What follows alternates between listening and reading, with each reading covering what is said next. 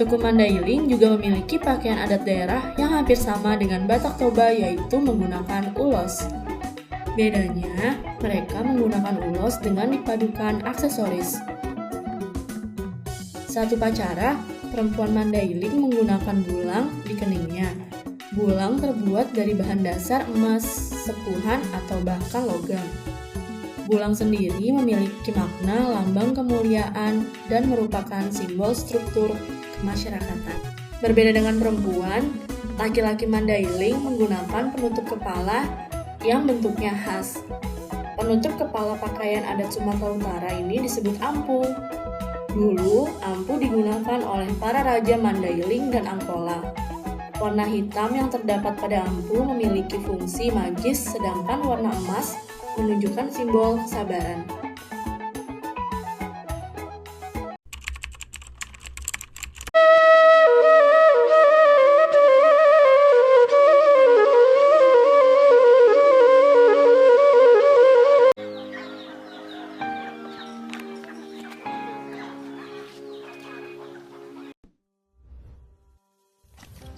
Nanggartullo, vamos again!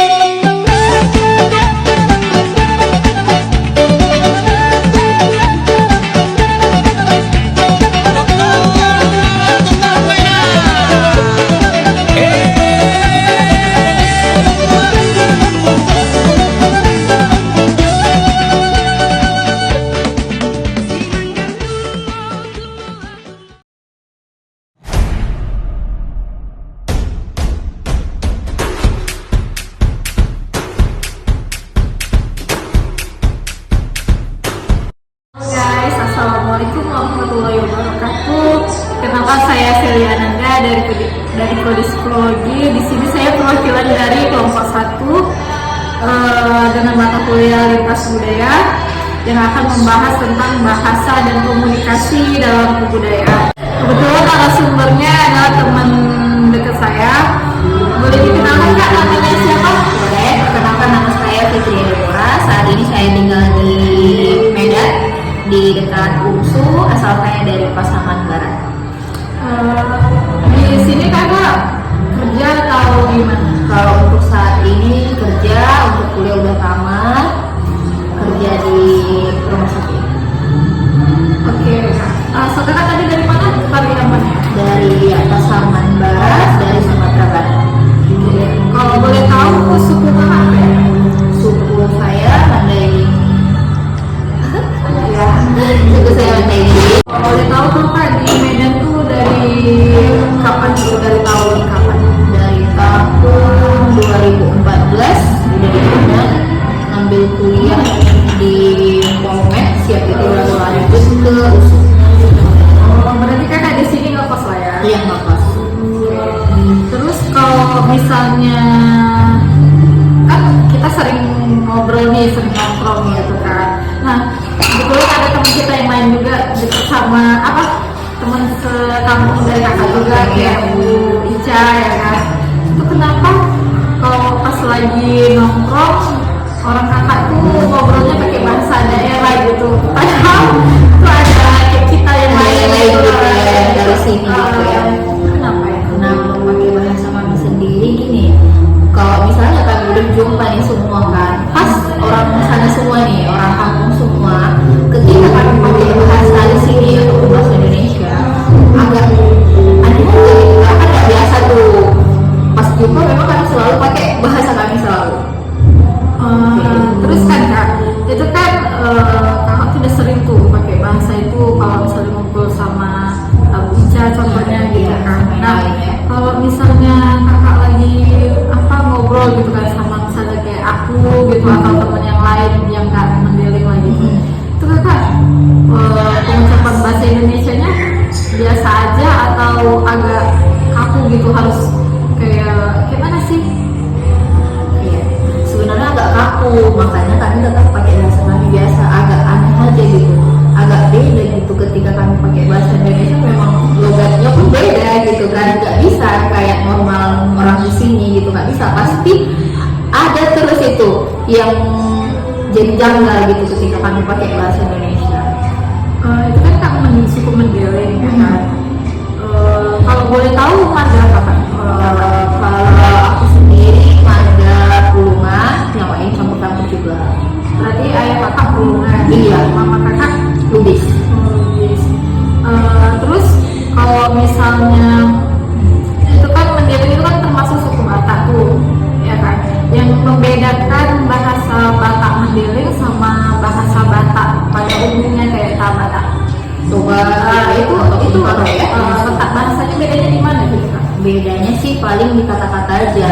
Kayak misalnya bahasa Mandailing sama Batak Toba itu beda sedikit sih sebetulnya. Sebagian perkataan itu memang masih ada yang sama, tapi sebagian ada yang beda. Kata-katanya aja. Itu boleh dicontohin nggak? Contohnya apa ya, misalnya dari irama gitu kan. Kalau irama kami Batak Mandailing lebih lembut sih. Kalau menurut kami ya, lebih lembut. Ketika kami dengar orang Batak Toba ngomong gitu kan, lebih lembut kan. Dari irama salah satu. Kalau misalnya apa contohnya kayak bahasa Bataknya yang apa, bahasa Batak Toba yang bisa kita ini bilang ya? Kalau misalnya mau kemana gitu ya. Kalau di Mandailing, Kalau di Mandailing kami gitu Jia. kalau yang bahasa Batak Toba itu tadi kita tahu Batak Toba. Iya gini, bedanya gitu dia. oh kak, keunikan dari bahasa Mandailing ini dengan bahasa daerah lainnya itu apa kak? Misalnya contohnya kayak Batak Toba gitu, keunikan lagi. Kalau keunikan sih dari bahasa kami, satu memang ketika ngomong agak cepat satu. Kadang orang kan jadi juga kok cepet. Iya, kalau misalnya aku nongkrong sama kawan aku sih, Iya terlalu cepat kan, pengucapannya memang Iya. cepat. Tapi ketika kami ngomong sama-sama ya biasa aja sih sebenarnya kan. Tapi orang kiranya itu ya cepet sekali ngomongnya apa jadi kayak gitu kan. apa namanya kak?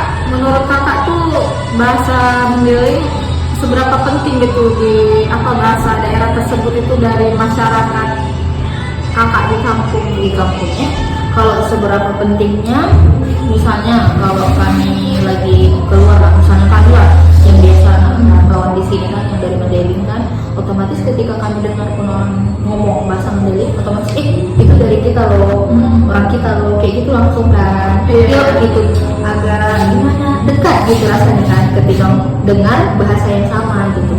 Itu sih yang buat.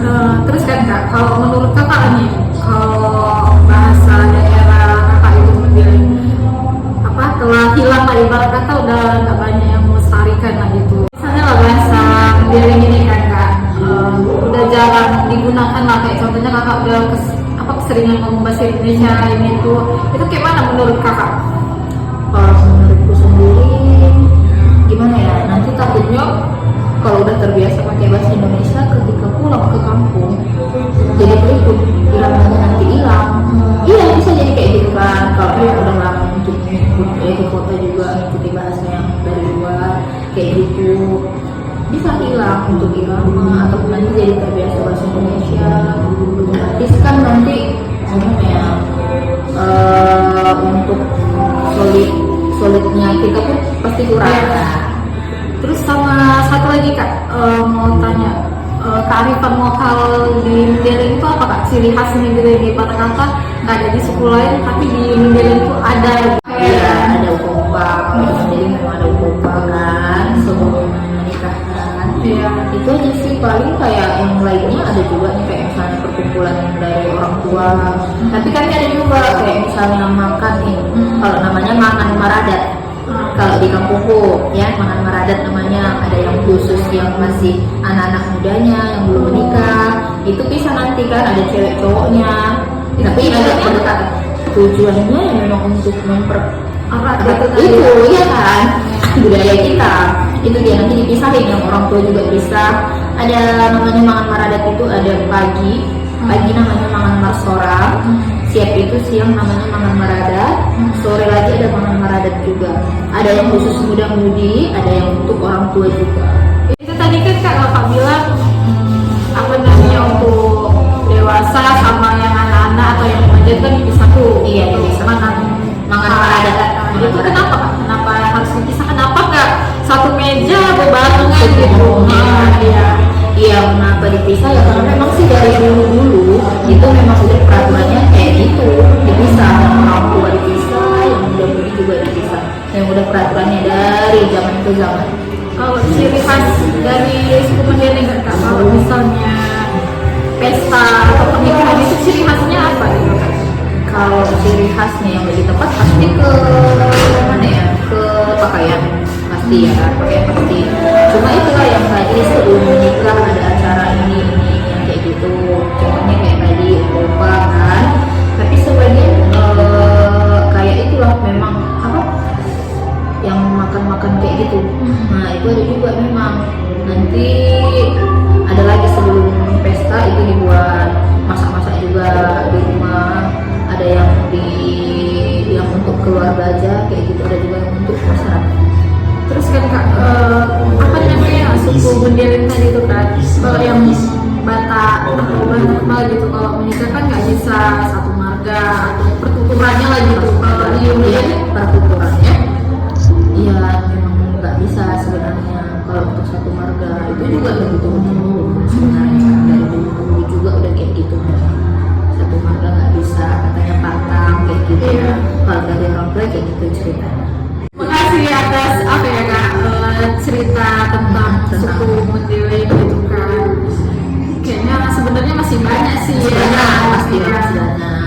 Kalau di sana tuh Kak, apa namanya, di tempat Kak, ciri khas daerahnya tuh apa yang cantik yang dikunjungi di sana? Yang sering dikunjungi kayak wisata gitu ya, pasti pantai. Kalau di sana pantai yang lebih dekat ya, karena dari rumah warga pun ada yang dekat, udah bagus-bagus. Kok makanannya Kak? Kalau makanan Itu kan ombus-ombus ada juga. Jadi kan Kak, makanannya itu selain apa namanya tadi ombus-ombus, itu apa lagi? Ada yang lain kayak dodol tapi yang dimasak di kuali.